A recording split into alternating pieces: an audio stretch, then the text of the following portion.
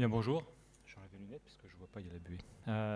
Merci d'être venu. Merci d'être venu 9h30. C'est tôt. Surtout pour les Parisiens. Ça, c'est juste pour faire joli. Vous êtes tous là, effectivement, pour qu'on puisse parler de cybersécurité. Donc, rassurez-vous, l'objectif, c'est pas de vous faire peur. C'est pas de rentrer dans un schéma parano, quoique un petit peu. En tout cas, c'est de réunir les experts, et vous les avez là en face de vous, pour échanger pendant... On a combien? Toute la matinée, c'est ça?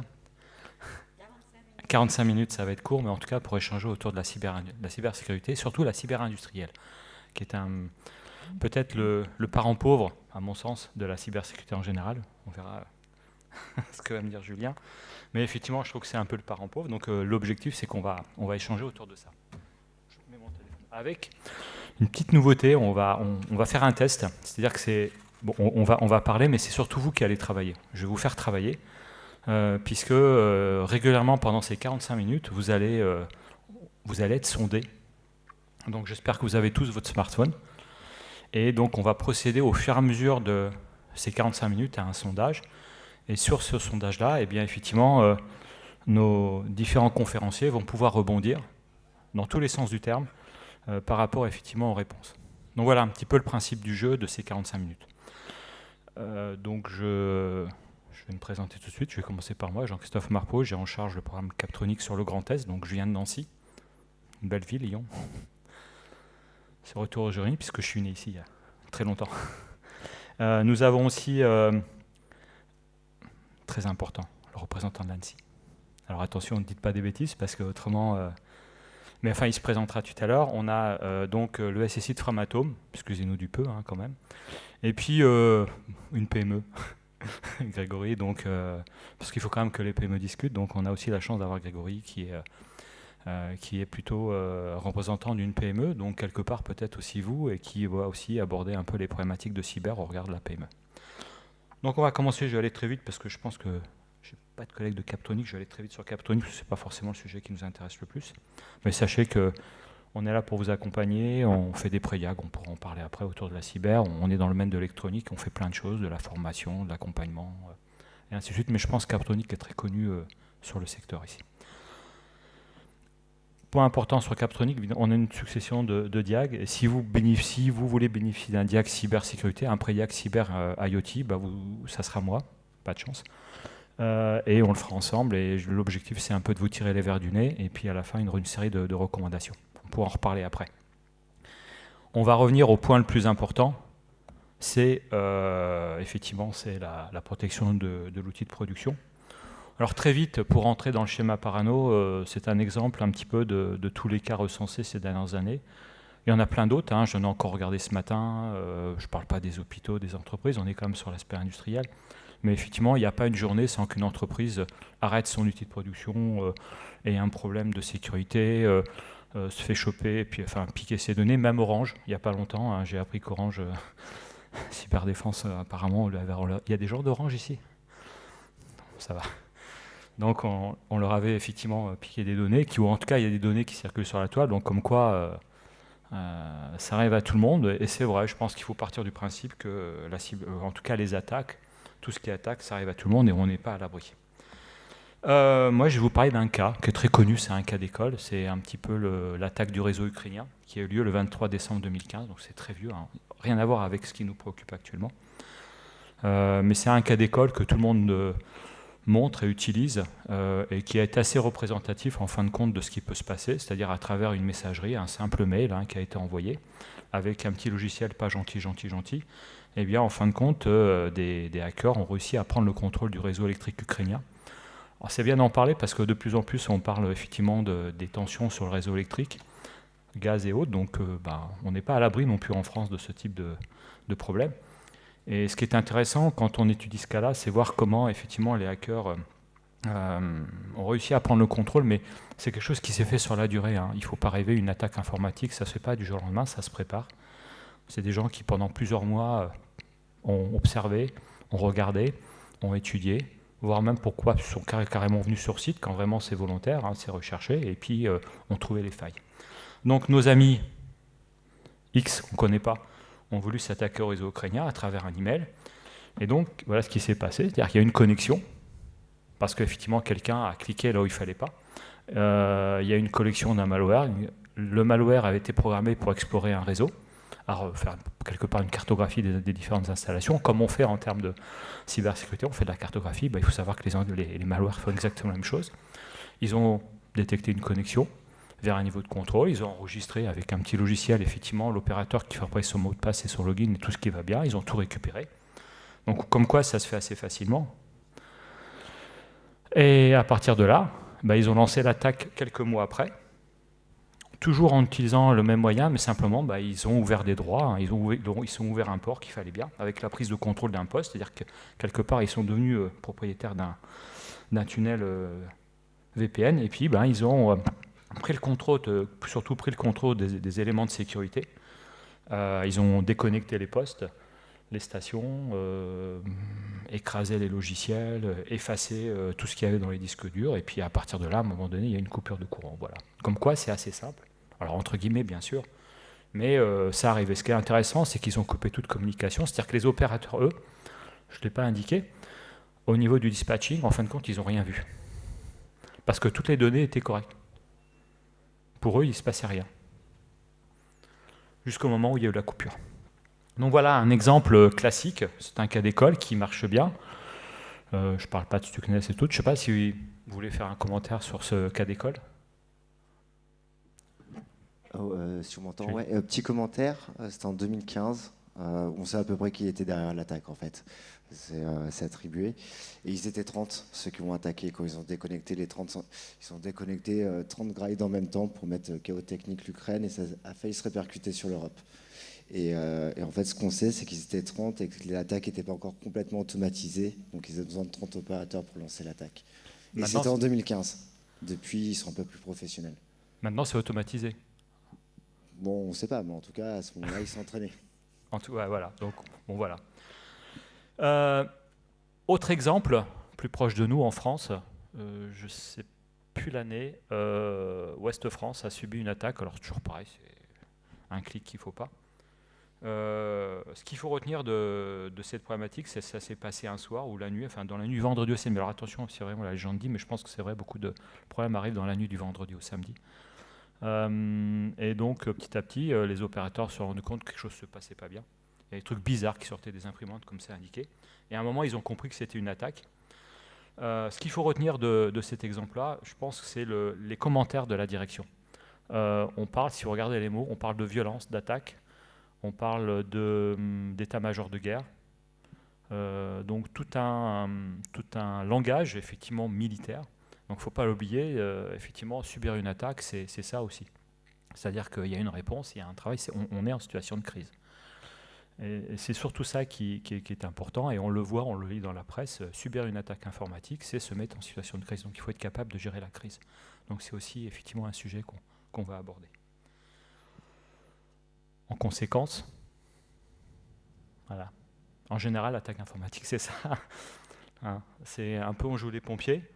Effectivement, l'idéal, ça serait pouvoir s'y préparer. C'est pas toujours évident. Mais en tout cas, actuellement, dans beaucoup de cas, on joue plus les pompiers que de se préparer. Alors que je pense qu'il y a largement les moyens de se préparer. Voilà. Je ne sais pas si vous voulez commenter un peu cette introduction. Si, peut-être pour dire que les pompiers, ils s'entraînent. Donc du coup, quand ils arrivent sur un feu, ils sont entraînés. La plupart des entreprises, quand elles subissent une cyberattaque, elles ne sont pas entraînées. Et donc ça pose des problèmes de devoir réagir dans l'urgence à des situations inconnues. Si on s'y est préparé à l'avance, ça peut aider à gérer les impacts de manière plus facile. Voilà, tout est dit. Donc nos trois stars de la journée. Donc Julien Drenao, donc SSI de Framatome. Donc il y a son CV. Un conférencier hors pair que j'ai eu l'occasion de rencontrer au FIC à Lille. Et écoutez. Bonjour tout le monde, Renaud Julien. Donc effectivement, je suis en charge de la sécurité de Framatome et depuis quelques mois déjà. Et avant, j'étais chez Safran. Et à côté de ça, j'enseigne un peu. Je suis réserviste pour les pompiers d'un point de vue cyber, parce que dans l'armée aussi, on peut faire de la réserve cyber. Voilà.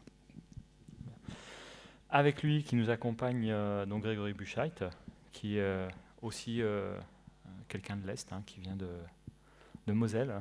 Tout à fait. Petite Bonjour PME. à tous. Donc, je fais partie d'une PME familiale qui est spécialisée dans la conception fabrication de machines spéciales. Donc, on intègre des solutions d'informatique. Donc, nous sommes en relation directe avec des personnes de l'IT et faisons le lien avec l'OT. Et pour ma part, donc, je suis ingénieur passionné du numérique et le référent pour l'industrie du futur au sein de mon entreprise. Et the last but not last, Mathieu Delaplace, qui est effectivement le délégué à la sécurité numérique, donc quelque part le représentant de l'ANSSI en région Rhône-Alpes. Je pense que c'est peut-être la personne en région qu'il faut connaître, qui est nécessaire, passage obligé pour tous ces aspects-là, qu'il faut faire venir dans les boîtes, faire visiter les entreprises, aller faire la promotion, la sensibilisation. Je crois que s'il y a une personne le mieux placée pour sensibiliser à la cyber, c'est l'ANSSI. Et donc ici en région Rhône-Alpes, vous avez votre délégué régional. Je passe la parole. Merci. Oui, donc je suis délégué à la sécurité numérique en région Rhône-Alpes. Donc je suis le contact des entreprises de la région, entreprises et collectivités territoriales d'ailleurs, pour un premier niveau de conseil en sécurité numérique. Alors, c'est tellement jeune comme sujet finalement, même si ça a quand même plus d'une dizaine d'années, qu'on n'est pas très bien au point sur le terme entre cybersécurité, cybersécurité industrielle, sécurité des systèmes d'information, sécurité numérique. On ne sait pas encore trop comment dire, je pense que ça finira par converger, mais c'est un peu tout la même chose. Donc voilà, si un avis agnostique en tout cas d'un point de vue commercial, moi je représente l'État, hein, donc un avis agnostique, mais néanmoins quand même avec peut-être un prisme particulier qui a un niveau d'exigence assez élevé sur les questions de cybersécurité. Donc ce que je pourrais vous dire, la doctrine de l'ANSSI, vous verrez que ça peut être parfois, ça vous paraîtra peut-être très très exigeant par rapport à ce qu'une entreprise peut produire. Néanmoins, le niveau de menace est un niveau tel, notamment la menace de masse, hein, la cybercriminalité. D'ailleurs, il y avait deux exemples dans les exemples qui ont été donnés, hein, celle de l'attaque de Ouest France, qui est plutôt de l'attaque de masse, donc la cybercriminalité massive qui peut toucher un peu toutes les victimes, et de la criminalité, enfin pas de la criminalité, mais plutôt de l'attaque ciblée pour le cas de l'attaque sur le réseau électrique ukrainien. Donc là, qui est plutôt de l'attaque vraiment sophistiquée et pour toucher une activité critique sur l'ensemble d'un pays. Donc c'est deux types d'attaques, mais néanmoins, selon votre activité, il faut se préparer à subir les effets des deux. Merci. Alors, on va commencer le jeu. Alors, prenez tous vos portables, vous avez tous compris, il y a un QR code là. Je vois effectivement les gens qui se connectent au fur et à mesure, on a le petit nombre qui s'affiche. Donc voilà, vous flashez le QR code et vous arrivez sur un site qui s'appelle WordCloud. Et puis, donc, on va procéder à un sondage. Donc, je vais attendre un petit peu, parce que là, il y a 27, 29, 30, 31. Donc, c'est sécurisé. Hein. Enfin, je ne l'ai pas testé, mais je suppose que ça l'est. En tout cas, on respecte les RGPD, parce que c'est complètement anonyme. Hein. Je n'ai pas vos noms, je n'ai pas vos adresses, je ne sais pas qui vous êtes. Donc, ça, c'est déjà un bon point. Donc, il n'y a pas de déclaration à faire, nous dit Julien, parce que il commence à perdre ses cheveux. Non, pas encore. Sur ça. Donc, voilà. Et puis on va lancer 67, 68, dis donc il y a du monde hein, quand même, hein. À 9h30 le matin, 72 personnes, 70 connexions, waouh. Bon, je vais lancer le questionnaire, ça doit marcher, et vous devez effectivement avoir la première question qui s'affiche sur votre smartphone, et vous répondez vrai ou faux. Donc c'est pas le buzzer, c'est juste vous dites vrai ou faux. Donc il y a une question, l'outil de production n'a aucune raison d'être la cible d'une attaque informatique.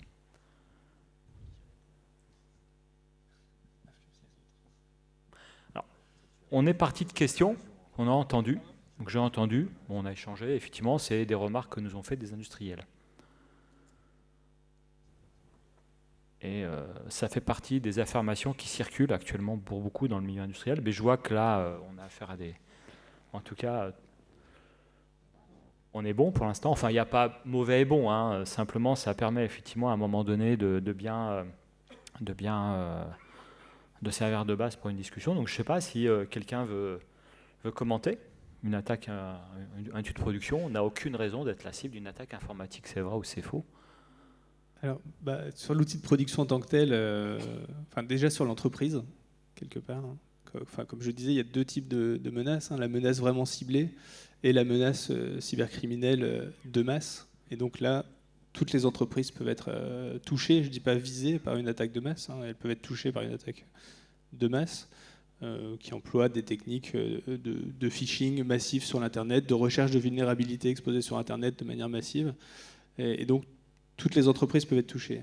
Alors, ça peut toucher les réseaux bureautiques, hein, l'informatique de gestion, les PC avec la messagerie, mais il y a aussi des installations industrielles qui sont accessibles depuis l'Internet parce qu'elles sont mal protégées. Et là, il y a aussi des attaques qui sont possibles par ce canal-là, avec notamment des attaques, des rançongiciels qui visent spécialement les outils industriels, hein, les automates, les PLC, ce genre d'équipement. Donc effectivement, l'outil de production, il peut aussi être victime directement d'une cyberattaque, en plus d'être victime indirectement si l'attaque intervient par le biais du réseau bureautique. Ouais, on parle de surface d'attaque, hein, augmentation de surface d'attaque dans le cas de l'usine 4.0. Je ne sais pas, Julien, tu veux... Donc ouais, je vais un peu continuer sur le sujet. Donc en général, la première target des hackers, ça va être quand même le réseau de bureautique. Mais de temps en temps, ils vont aussi directement sur l'outil de production parce qu'il y a de l'argent à faire, il y a une rançon à demander. Et nous, industriels, on va vouloir continuer à faire tourner notre prod. Pourtant, il ne faut pas oublier, je pense, pour les PME, je ne suis pas sûr. En tout cas, les grands comptes, c'est une certitude. Les PME, après, c'est comment vous avez construit votre truc. Mais généralement, vos outils de production, ils sont reliés à votre système de gestion. Pas loin du SAP, donc on n'a plus de bureautique, on n'a plus de production derrière. Donc, à la fin, il n'y a plus rien qui fonctionne dans l'entreprise, très rapidement. Grégory ? On peut avoir le cas de figure également avec des attaques qui ont été ciblées, comme avec le vers Stuxnet, il y a plus d'une décennie, donc qui a attaqué des systèmes industriels, des ICS, Industrial Control System. Donc personne n'est à l'abri d'une cyberattaque, peu importe les raisons qui sont derrière. Est-ce que c'est pour soutirer de l'information sur votre savoir-faire ou sur simplement la volonté de vouloir arrêter la production pour faire du sabotage, par exemple? Deuxième question, merci. Vous pouvez répondre.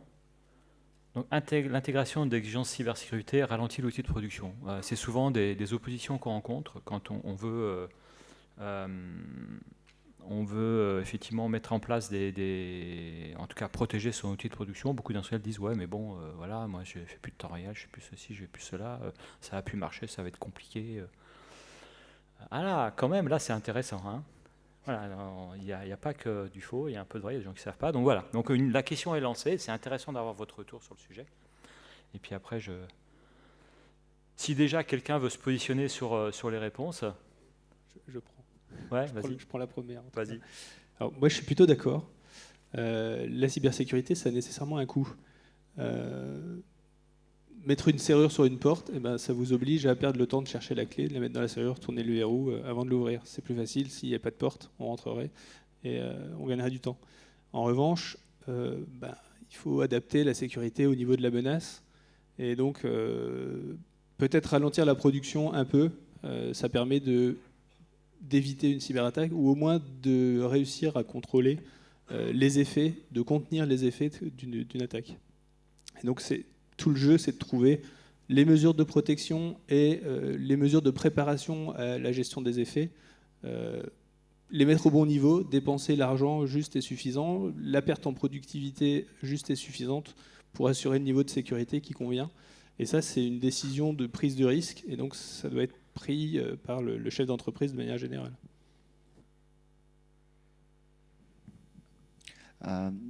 Ouais, je vais ponctuer. Je ne le dirais pas forcément dans ce sens-là. Généralement, ceux qui répondent que ça va ralentir la production, c'est en général la façon de ne pas intégrer l'exigence de sécurité. C'est aussi un bon moyen de ne pas faire les choses.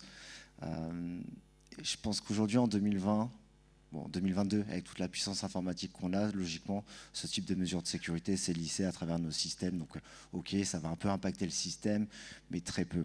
Ça, c'est le premier point. Le deuxième point, quand on fait de la prod, quand on fait de la production, on a tellement d'exigences de performance qu'on est capable quand même de positionner notre sécurité de façon correcte, sans impacter la latence des machines. Enfin voilà, en tout cas, on fait attention, nous industriels, qu'on va impacter une exigence de sécurité, à ne pas déstabiliser le système derrière de production.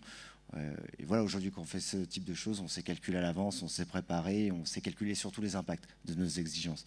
Donc il n'y a aucune raison que ça ralentisse, et en tout cas, c'est plutôt un argument pour ne pas aller sur la sécurité en général. En tout cas, c'est comme ça qu'on le voit, nous.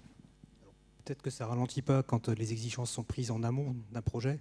Par contre, effectivement, pour ceux qui sont peut-être pris de court, qui ont d'abord fait un développement industriel pour réaliser une fonction et qui, après coup, doivent se pencher sur les exigences de cybersécurité, peut-être que là, effectivement, ça peut avoir un impact. Ralentissement, encore à vérifier, mais ça peut être plus compliqué et plus pénible à utiliser. Donc l'idée, c'est quand même de très en amont d'intégrer les exigences de sécurité pour que ce soit plus facile à mettre en œuvre et à évaluer également. Parfait. Je vais juste revenir sur. Il y a un exemple que j'aime bien quand on parle de sécurité, d'exigence. Donc, bon, aujourd'hui, on met de l'exigence et de la sécurité un peu partout. On est obligé d'y aller.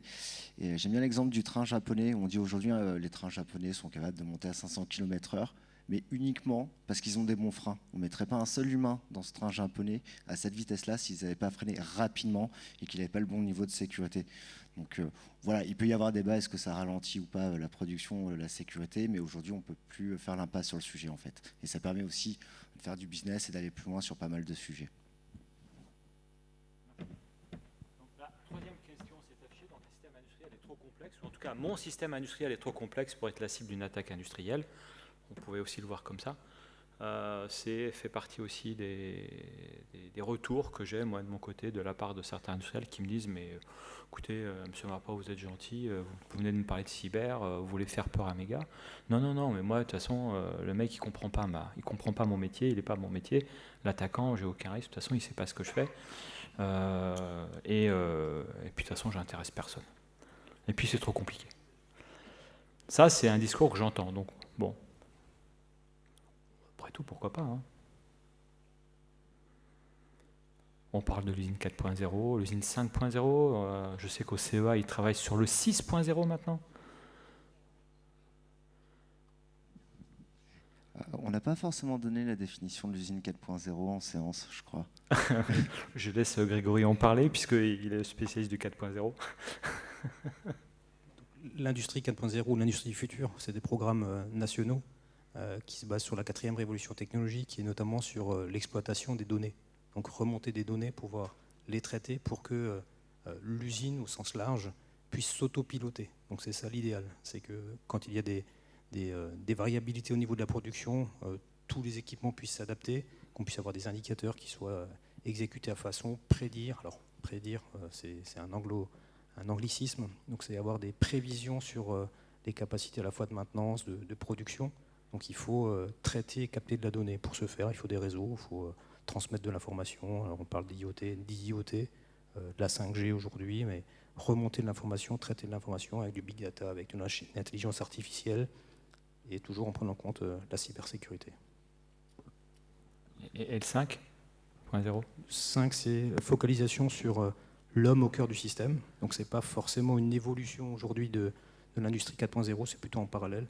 C'est vraiment recentrer les compétences. Et, tout le monde a des compétences, savoir les formaliser d'une manière ou textuelle ou autre, c'est important pour que tout un chacun puisse être remplaçable s'il le faut, mais au moins capitaliser sur les savoir-faire de tout un chacun. Voilà. Donc c'est centralisé essentiellement là-dessus. Julien, tu voulais faire un commentaire ?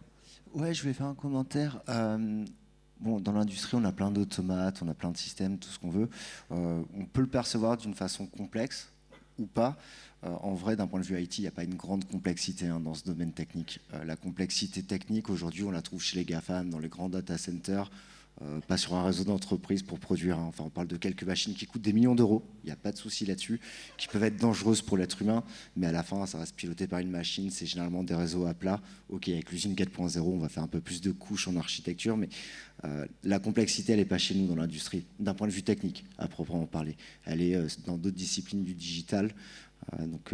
Non, il n'y a rien de complexe dans l'industrie. Par contre, on doit se protéger. Et par contre, il faut effectivement, on en parlera peut-être tout à l'heure de la sécurité by design, mais intrinsèquement, aujourd'hui, la faiblesse de l'informatique industrielle, c'est l'héritage et l'obsolescence. C'est-à-dire qu'on a des systèmes qui datent d'il y a 5, 10, 20 ans, qu'on ne peut pas éteindre parce qu'on a fait des gros investissements et qui sont mal construits parce que ça datait d'il y a 20 ans, quoi. Alors voilà, et alors justement, la complexité, elle est peut-être là. Dans la complexité, avec la mixité des équipements. On peut penser qu'en fin de compte, entre les automates, les ICS, les cartes PC, les PC embarqués, tout ce qu'on veut, c'est tellement compliqué que qui va se retrouver là-dedans. Et non, justement, la faiblesse, elle est dans cette multiplicité des différents OS et des différents équipements. Et c'est là, effectivement, où il y aura la faille. En général. C'est ce qu'on observe, en tout cas. Ouais, puis l'attaquant, lui, il n'a pas franchement besoin de comprendre comment fonctionne le système, il a juste besoin de le casser. Donc c'est comme un enfant qui construit un château de sable, c'est difficile de construire un château de sable, il a beaucoup moins de difficultés à le casser. Donc là, c'est assez facile finalement, parce qu'il y a des vulnérabilités partout, parce que les systèmes sont vieux en général. Donc même sans comprendre où il est, il arrive à tout casser assez facilement. D'accord, donc la complexité n'est pas un frein. C'est vrai qu'on n'a pas parlé de Vauban, la stratégie de Vauban, mais c'est aussi un élément important en matière de cyber. C'est-à-dire que grosso modo, de toute façon, il faut partir du principe que malgré le système, quelqu'un qui veut effectivement pénétrer, c'est comme dans une maison. Un voleur, il arrivera toujours à pénétrer, il a toujours un moyen de rentrer. Ce qu'il faut, c'est le ralentir.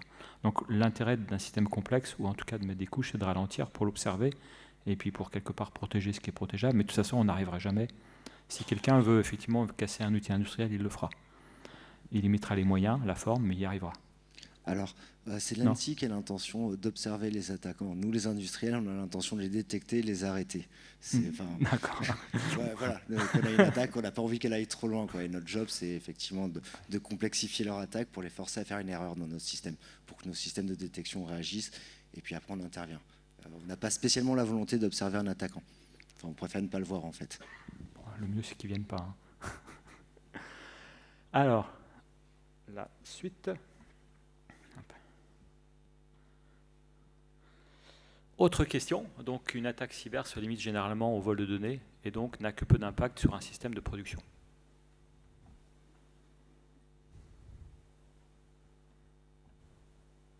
Donc en gros, entre le lien entre effectivement les données et les systèmes de production, on en a parlé, usine 4.0 et autres. Je sais pas si... Mais ça, à ce point-là, ça dépend. Enfin, c'est vrai, mais ça dépend aussi de la nature de l'attaquant. Enfin, il y a des attaquants, le cybercrime, ils vont voler quelque chose, exiger une rançon et monnayer leur attaque. Dans le cadre d'affaires d'espionnage ou de vol de propriété intellectuelle, enfin, il n'y a pas de diffusion de la donnée, il n'y a pas de demande de rançon. C'est une attaque silencieuse à certaines fins. Enfin, ça dépend vraiment de l'objectif de l'attaquant et de la nature de l'attaquant. Donc, ils n'ont pas les mêmes moyens et pas la même finalité. Des commentaires Non, effectivement, il y a les deux types d'attaques. Des attaques qui vont plutôt être de type espionnage, qui est une menace qui se voit beaucoup moins que la menace rançon logiciel, dont on entend beaucoup parler en ce moment, avec des attaques beaucoup plus discrètes, mais c'est une menace réelle, même pour des entreprises de petite taille. Des fois, le fichier client, il va être important pour un concurrent qui va passer par des officines spécialisées qui peuvent être recrutées sur le darknet pour mener des attaques ciblées sur vous, pour vous voler vos informations, ou mettre en panne votre système industriel pour faire baisser votre crédibilité sur votre marché. C'est des choses qui peuvent être envisagées. Après, c'est vrai que la cybercriminalité, c'est ce qu'on entend le plus aujourd'hui. Et pourquoi ils y arrivent, enfin, ils font autant de bruit, c'est parce que les systèmes dans leur globalité sont quand même assez peu protégés. Donc les attaquants rentrent très facilement, que ce soit par du phishing ou des vulnérabilités pas corrigées et des absences de mise à jour. Et donc, ils arrivent à mener beaucoup d'attaques de ce type-là.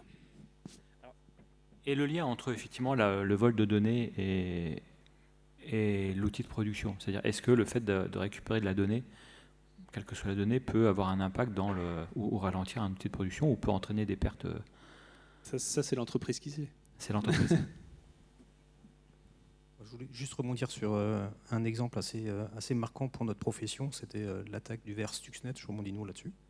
Parce qu'en 2010, ça a été impactant, comme je disais, parce que ça attaquait des systèmes sur étagère. Donc je ne ferai pas de pub pour une marque en particulier, mais celle qui a été impactée se sentira visée. C'était des logiciels de supervision, des SCADA, avec des automates programmables et des variateurs de vitesse qu'on pouvait acheter dans le commerce, et qui ont été la cible d'une attaque très précise et qui exploitaient des vulnérabilités vraiment très précises, avec tout un panel de vulnérabilités qui était disponible à l'époque. Et ces vulnérabilités se sont retrouvées au niveau mondial et ont impacté d'autres systèmes que ceux pour lesquels ils étaient prévus. Donc oui, il y a d'autres problématiques. Les systèmes de production peuvent être attaqués, même si forcément, c'est pas forcément ciblé. D'autres commentaires ? Je suis pas sûr qu'un vol de données impacte réellement l'outil de prod Question. en frontal. C'est perturbant pour l'entreprise si c'est la propriété intellectuelle ou s'il y a une rançon derrière, mais l'outil de prod, une fois qu'il est lancé, il a ses plans, il a son schéma de construction, il avance, quoi. Ce qui serait plus dérangeant, c'est si les hackers, on l'a pas trop souvent vu, peut-être il y a des cases côté ANSI, mais s'ils allaient modifier nos plans, nos systèmes de façon un peu silencieuse qu'on ne voit pas pour dégrader la qualité de nos produits, en fait. Ça, on ne le voit pas encore trop, mais ça risque d'arriver un jour. Ça pourrait être un concurrent qui cible, enfin, une entreprise qui cible son concurrent pour aller modifier la qualité de sa production pour que les pièces qu'elle fabrique pètent en vol 5 ans après, quoi. Et ça serait hyper silencieux, ça, et hyper dur à détecter. Donc, ça confirme bien, il n'y a pas que le vol de données, quoi, dans une attaque d'un système à...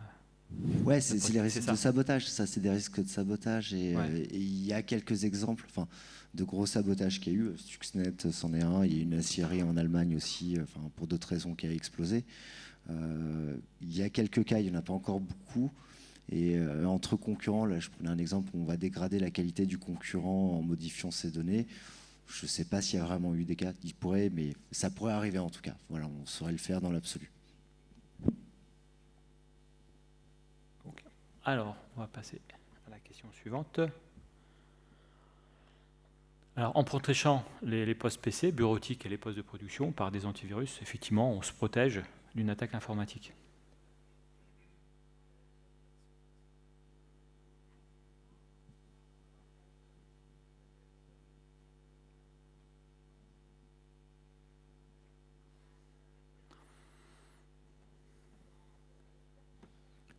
Peut-être pour élargir la question, on peut dire pas uniquement les antivirus, mais mettre des pare-feux, mettre des solutions de cybersécurité technique.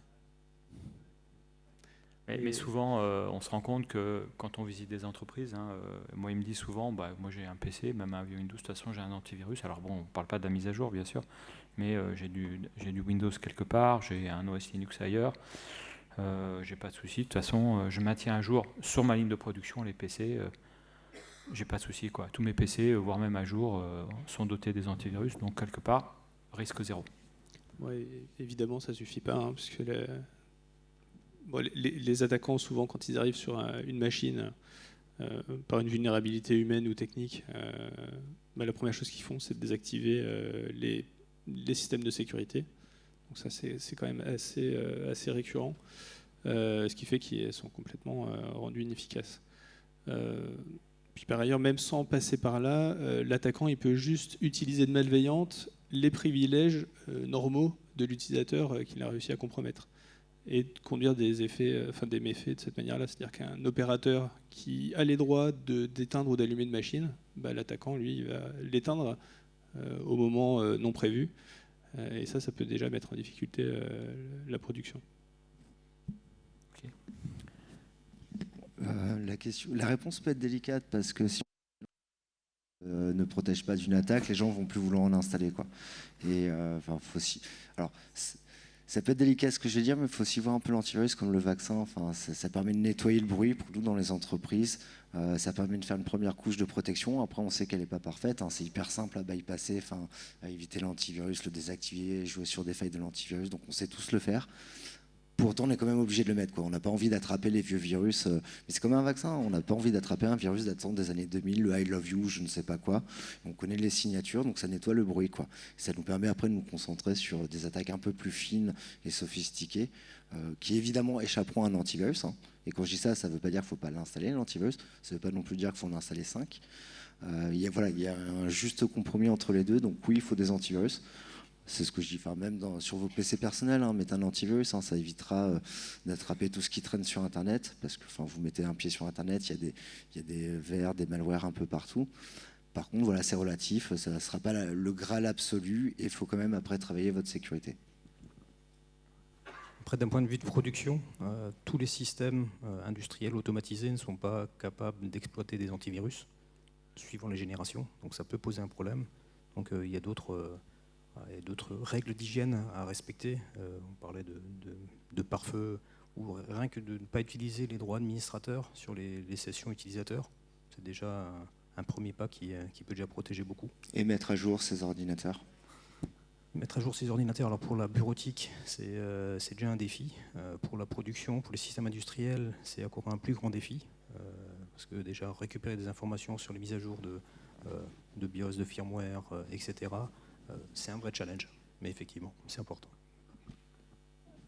Je crois qu'il y a quelques cas d'école qu'il y a eu en France. C'est la suite, je crois, c'était une fuite de données de certaines failles qui appartenaient à la NSA, qui ont été exploitées après par...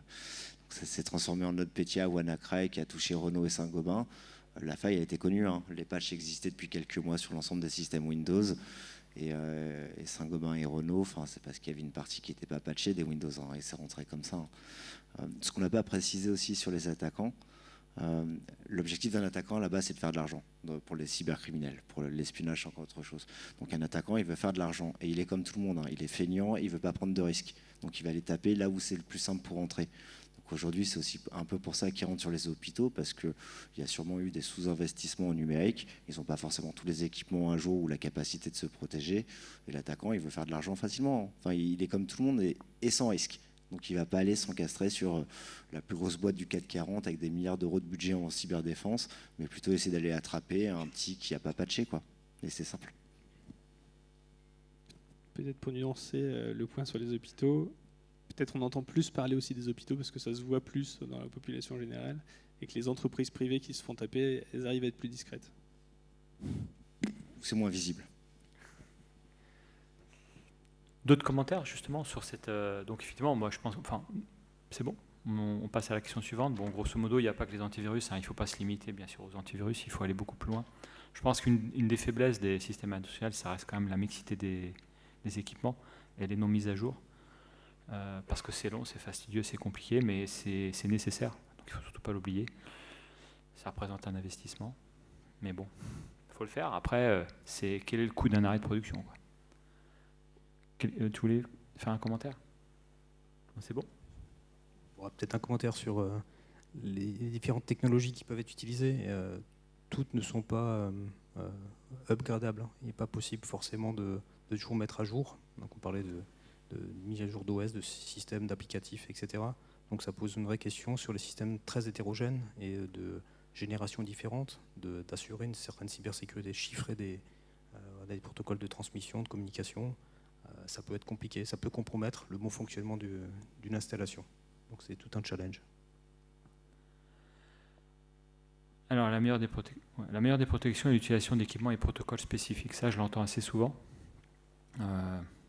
notamment de la part des électroniciens, où ils déploient leurs propres équipements, leurs propres protocoles, en disant voilà, celui qui veut me pirater, ne serait-ce que ma communication, pas de danger. Il va d'abord falloir comprendre ce que j'ai mis et puis ensuite il verra.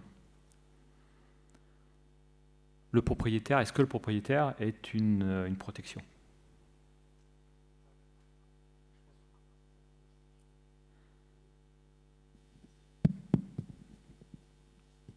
Comme quoi, même du filaire. Celui-là a l'air de marcher, oui. Je pense qu'il ne faut pas insulter l'intelligence des attaquants. C'est des gens compétents. Il y a des gens, ils se lèvent le matin, ils vont travailler dans leur entreprise cybercriminelle pour faire leurs recherches en vulnérabilité, pour en trouver, pour essayer de faire des attaques. Il y en a qui ont pu être débauchés dans des entreprises d'automaticiens, donc potentiellement il y a des automaticiens aussi qui font ça. Il y a un principe en sécurité, c'est le principe de la sécurité par l'obscurité, où je dis je vais cacher tout ce que je fais comme mesure de sécurité, comme ça personne n'arrivera à rentrer. Je vais cacher ma clé sous le paillasson, personne ne sait qu'elle est sous le paillasson. Manque de bol, il y a des gens qui arrivent à trouver la clé sous le paillasson. C'est un peu l'image. Une vraie sécurité, elle est assurée en partant du principe que l'attaquant il connaît toutes vos mesures de protection. En revanche, il va essayer de trouver les interstices dans lesquels il peut se faufiler pour pouvoir rentrer. Et là, si vous partez de ce principe-là, ça vous permet de justement voir où sont vos vulnérabilités, essayer de combler les trous que vous auriez pu laisser. Là, on parle de protection, donc un peu de cyberdéfense. On n'a pas une seule solution, il n'y a pas une meilleure plus que l'autre en cyberdéfense. Enfin, notre métier, c'est de rajouter des lignes défensives et vraiment de complexifier l'attaque et d'avoir un certain nombre de lignes et de moyens technologiques pour être capable d'arrêter ou de détecter l'attaque, donc de protéger. Mais notre sécurité ne va pas reposer sur juste un composant, quoi. Donc évidemment, faut complexifier, durcir nos systèmes, les mettre à jour, faut avoir des équipements de détection, de protection. Enfin, il y a un ensemble de mesures techniques ou organisationnelles pour augmenter le niveau de protection, mais en tout cas, la sécurité ne va pas reposer que sur un seul élément au sein de l'entreprise. Je rebondirai encore également sur le cas d'école de Stuxnet, qui attaquait des systèmes automatisés, donc des automates programmables, PLC en anglais, des SCADA. Et le tout avec des réseaux de terrain standards et verrouillés par le fabricant. Donc même avec des réseaux qui sont très restreints, qui sont propriété d'un fabricant, on peut voir qu'il y a des attaques qui peuvent être très ciblées avec du reverse engineering, du man in the middle, etc. Enfin des techniques relativement poussées qui ont permis de saboter une industrie. Peut-être ajouter aussi qu'on parle plus de protection ce matin. Là, c'est une question sur la protection. L'antivirus, ça fait aussi partie des protections. Il faut aussi travailler sur le côté résilience et se préparer à subir les effets d'une attaque qui aurait réussi. Parce que des fois, la protection à 100%, c'est un peu illusoire. C'est très très difficile, ou en tout cas ça coûterait très très cher, de blinder toutes les vulnérabilités que vous pourriez avoir et d'assurer 100% de protection. Donc il y aura toujours un certain pourcentage de vulnérabilités qui resteront ouvertes, ça s'appelle le risque résiduel, par lequel l'attaquant pourra rentrer. Et du coup, il faut se préparer à subir une attaque réussie et à gérer les effets. Donc si un attaquant rentrait, par où il pourrait rentrer, qu'est-ce qu'il pourrait faire? Bon, il pourrait faire ça, il pourrait éteindre telle machine, il pourrait supprimer ça. Alors donc je dois faire des sauvegardes de cette machine parce que je sais qu'elle est plus critique pour moi. Je dois m'assurer que ces sauvegardes elles sont restaurables régulièrement parce que si je perds ces données-là, je suis foutu. Donc il y a aussi ce volet résilience sur lequel il faut travailler. Des fois, ça coûte moins cher d'investir un peu sur la résilience que d'investir beaucoup sur la protection. Ok. Merci. Dans la notion du côté spécifique, est-ce que justement le fait quand même de plutôt s'appuyer sur des produits standards, on ne bénéficie pas aussi effectivement de tout le travail qui a été fait des offreurs de solutions qui, eux, peut-être aussi ont mis en place une veille et ils font un suivi en fin de compte des failles, alors que si on déploie son propre protocole, ses propres outils propriétaires, il faut aussi avoir les moyens derrière du suivi de failles, ce qui n'est pas toujours fait quand c'est du matériel propriétaire. Est-ce que cette situation existe aussi ou pas?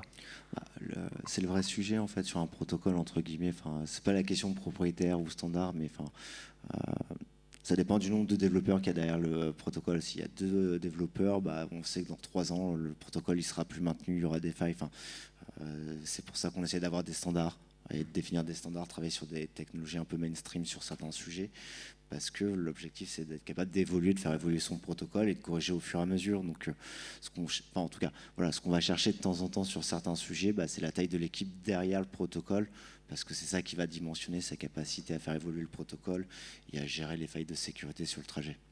D'accord. Après, il y a les standards en eux-mêmes, il y a l'implémentation des standards, c'est la capacité des industriels à faire leur veille technologique par rapport aux standards existants et après de mettre à jour leurs équipements. Et donc tout le monde n'est pas logé à la même enseigne. Ok.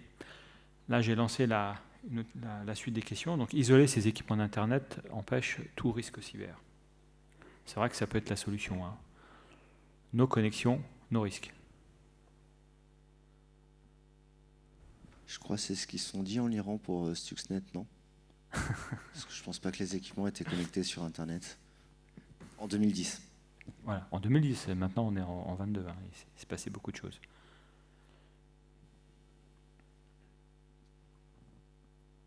Donc bon, c'est pas complètement faux. Moins on est exposé sur Internet, moins ça rentre quand même dans notre système. Enfin, c'est les portes qu'on va fermer. Il y a toujours un truc qui marche assez bien en entreprise, ou avec n'importe qui. Il suffit de laisser traîner une clé USB sur un parking et on est à peu près sûr que quelqu'un va la ramasser. Voilà. Donc quand on n'arrive pas à accéder à un système parce qu'il n'est pas sur Internet, on va y aller en physique, on va s'approcher du système et d'une façon ou d'une autre, il suffit de laisser traîner une clé USB et on sait que la clé USB va être récupéré par quelqu'un et va être plugué sur des ordinateurs de l'entreprise. Et dans le cas de Stuxnet, c'était comme ça qu'ils étaient rentrés sur la centrale. En revanche, je vois que ce n'est pas le même type de menace.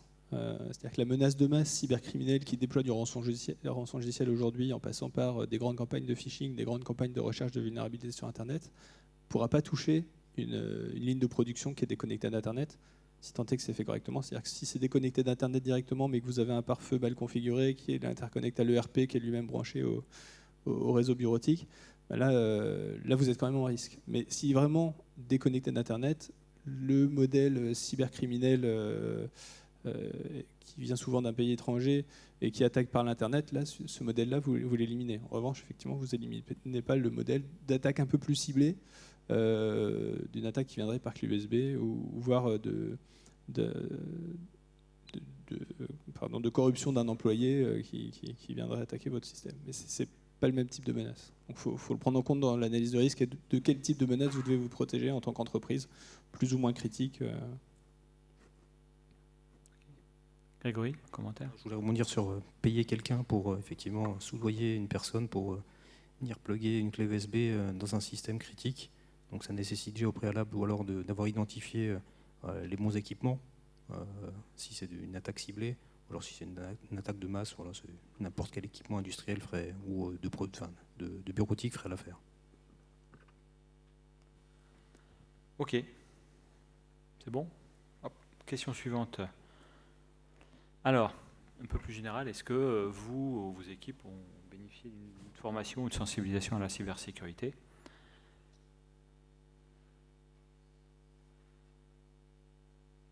En fin de compte, c'est l'objectif de ce petit moment qu'on passe ensemble, là, déjà.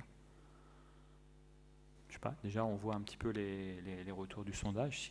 On peut déjà commencer à commenter, hein.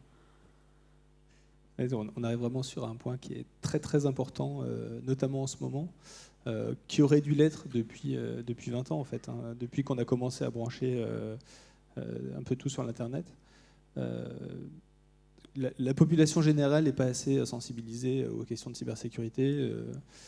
Il y a un travail qui est fait, hein, notamment par l'intermédiaire d'une autre structure publique qui n'est pas l'ANSSI, qui est ACIMA, ACYMA, qui met en œuvre la plateforme cybermalveillance.gouv.fr, qui donne des bons conseils aux particuliers pour la gestion de leur sécurité, des conseils généraux qui sont aussi applicables en entreprise, hein, faire attention avec sa messagerie électronique, gros vecteur de cyberattaque, faire attention avec les mises à jour, hein, je l'ai dit, il faut patcher, il faut garder les systèmes connectés à Internet, ils devraient être mis à jour le plus rapidement possible, et gérer des sauvegardes pour être capable de restaurer sur un incident. Mais il n'y a pas que la population générale qui a des efforts à faire, hein. Il y a aussi les chefs d'entreprise qui devraient être formés à ces questions, parce que bien souvent, l'entreprise, elle considère que sur la sécurité, c'est le problème du mainteneur, c'est le problème de l'infogérant. Par contre, il n'y a pas forcément l'énergie qui va être déployée par le sous-traitant pour mettre en œuvre de la cybersécurité, ça ne va pas forcément être rémunéré. Donc du coup, le sous-traitant lui-même, il a ses contraintes, il va faire le plus de sécurité possible dans le budget qu'il a, mais potentiellement, ce n'est pas grand-chose. Donc il faut que le chef d'entreprise soit aussi conscient de ces risques-là pour exiger de la sécurité par ses sous-traitants dans ses contrats, et du coup accepter le fait de payer plus cher aussi ses prestations de services parce qu'il y aura de la sécurité dedans. Et enfin, il y a aussi l'ensemble des professionnels de ces secteurs, hein, que ce soit l'informatique bureautique ou l'informatique industrielle, qui bien souvent, ils sont compétents en informatique ou en automatisme, mais ils ne sont pas assez sensibilisés encore, ils ne sont pas assez formés aux questions de sécurité numérique, de manière générale. Donc il y a tous ces trois types de populations à former, et c'est un enjeu très important. Alors on parlait de sensibilisation, il y a des plateformes qui existent, on citait la NSSI entre autres. Il y a une plateforme qui s'appelle SecNumEdu, qui prend un petit peu de temps, mais c'est bénéfique. Donc pour certains, on parlait de chefs d'entreprise qui doivent être sensibilisés, formés à prendre en charge le risque cyber, à investir du temps dans la sensibilisation et la formation de ses employés, c'est la base. Voilà. Ok, formez-vous. Sensibilisez-vous. Aux questions à qui, alors un peu plus technique, à qui est rattaché votre responsable de la sécurité informatique? pense que l'ANSSI va être très content des retours.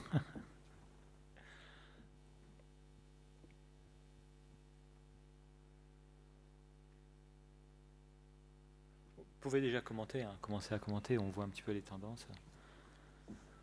Ouais, l'idée, c'est un peu aussi de voir à quel niveau dans l'entreprise est pris en compte cette question de la cybersécurité. Si le responsable de la sécurité est placé dans le service IT, bah, ça veut dire qu'en gros, le chef d'entreprise considère que la sécurité numérique, c'est un problème de l'IT.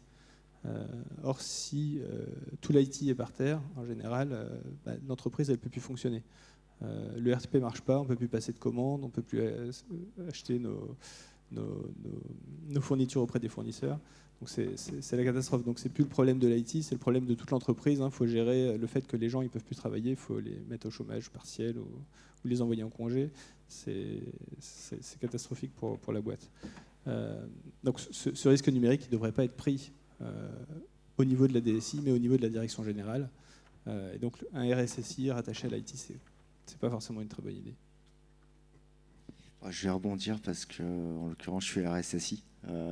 Ou alors qu'il puisse parler à la direction générale, en fait. S'il est positionné à l'IT, mais qu'il peut parler à la direction générale. Ouais, le vrai propos aujourd'hui, c'est il y a un vrai débat philosophique dans les grandes entreprises. Les PME, c'est peut-être un peu plus délicat qu'ils aient automatiquement un profil dédié à 100% à la sécurité. On l'entend.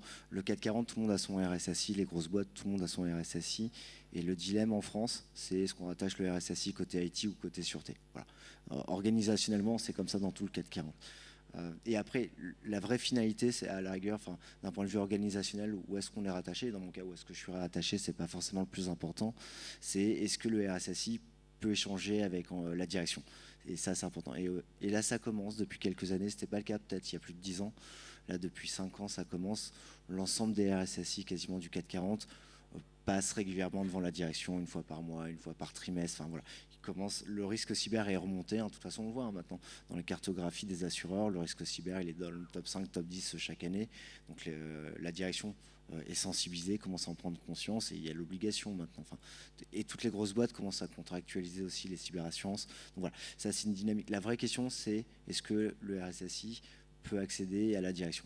Après le rattachement organisationnel, fonctionnel, c'est une autre problématique, c'est une question de budget après. Non, juste pour terminer, ça sera la dernière question, c'est celle-là. Donc vous avez répondu. Et on va conclure sur l'aspect cloud parce que c'est un sujet intéressant. Puis on vient de me dire que c'était terminé. Donc on va conclure sur ça. Donc, je ne sais pas si vous avez des commentaires à faire sur les retours sur la partie cloud. Et puis après, on finira.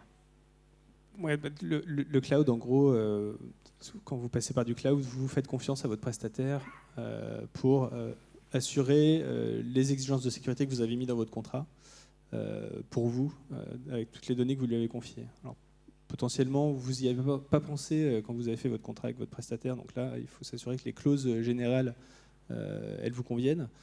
Puis des fois, le prestataire, il ne permet pas de négocier les clauses. Si on est fait héberger tout chez son GAFAM, du coup, on peut pas gêner. Il n'y a pas de dialogue sur les clauses de sécurité à mettre en œuvre. Vous prenez l'offre par défaut ou vous ne prenez pas.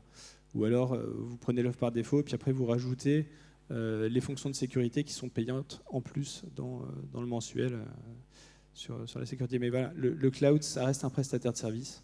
Le fournisseur de cloud, c'est un prestataire de service à qui il faut exiger des mesures de sécurité par voie contractuelle et s'assurer qu'il les met bien en œuvre pour protéger les données qui lui sont confiées et éviter qu'elles se fassent compromettre.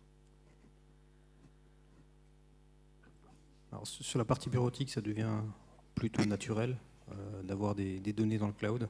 Pour la partie production, ça existe de plus en plus, mais il y a quand même, on sent une réticence de la part des industriels, PME ou grands groupes, de donner leur savoir-faire quelque part, ou leurs données de production, et les placer sur un environnement qui n'est pas maîtrisé. Donc voilà, il y a un peu de tout. Il y a une partie de données qui peut être dans le cloud, d'autres où on préfère être on-premise, assurer la gestion en interne. Voilà, c'est plutôt mixte. Et donc on va conclure. Parfait, merci. Donc je pense que si vous avez des questions, après, ils seront disponibles un petit peu de temps dans les allées. Donc soit au stand Captronic, on retrouvera Grégory et moi-même, au niveau de l'ANSSI dans les couloirs, peut-être aussi au stand. Et puis pareil pour Julien. Donc si vous avez des questions, n'hésitez pas à les accrocher dans les couloirs. Mais en tout cas, merci de votre participation. Et bon salon. Merci.